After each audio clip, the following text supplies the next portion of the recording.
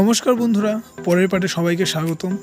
তো আরও অনেকগুলি প্যান্ডেল দেখা বাকি ছিল, তো সেগুলি এখন পরিক্রমা করে দেখে নেব। এখন যে ক্লাবটিতে যাচ্ছি আমরা, সেটি হলো গঙ্গাপুর হাই স্কুলের মাঠে তৈরি চৈতালি ক্লাবের ঠাকুর। তো সেটি অনেক সুন্দর তৈরি হয়েছিল ঠাকুরটি, আমার তো বেশ দারুণ লেগেছে। চারদিকের কারুকার্যও বেশ ছিল। এবার তোমাদের প্রতিমাটা দেখাই, দেখো কত সুন্দর করে তৈরি করেছে, খুবই দারুণ লাগছে দেখতে। কতদিনের অপেক্ষার পর মা বাড়িতে আসলে খুশির ছায়া চারদিকে ছড়িয়ে পড়ে, তেমনি আবার বিদায় বেলাও অশ্রুজলে ভাসিয়ে দিয়ে যায়। এবার আমরা এগিয়ে যাব আরেকটি ক্লাবের দিকে। সেখানে প্রতি বছরই খুব সুন্দর ঠাকুর বানানো হয় এবং প্যান্ডেলও খুব সুন্দর হয়। তো সেই ক্লাবে আমরা এখন যাব, কিন্তু কোন ক্লাব চলুন আপনাদের সেখানে গিয়েই বলবো। খুবই সুন্দর।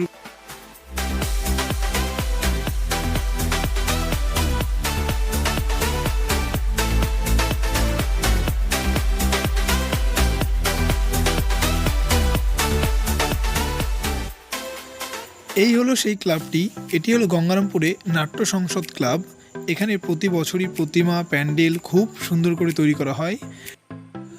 এখানে এবার প্যান্ডেল তৈরি করেছে কাচের বোতল কেটে, খুবই সুন্দর করে তৈরি করেছে কাচের বোতল দিয়ে প্যান্ডেলটি। আমার তো বেশ দারুণ লেগেছে দেখে।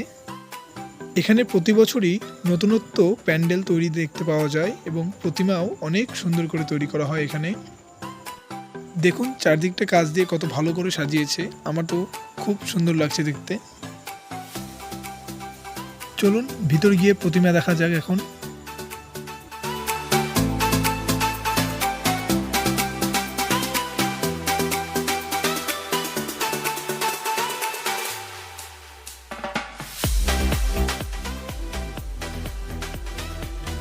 ভাই ভিতরটা এত সুন্দর লাগছে দেখতে, কি বলবো।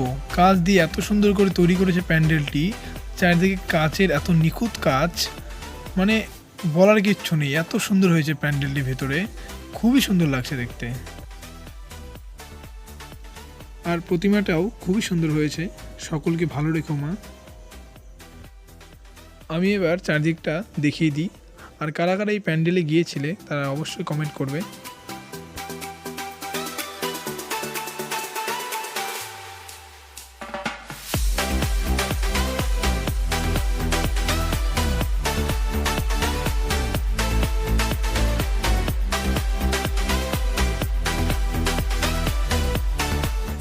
বন্ধুরা এখানেও দেখতে দেখতে ভালোই ভিড় জমে গেছে।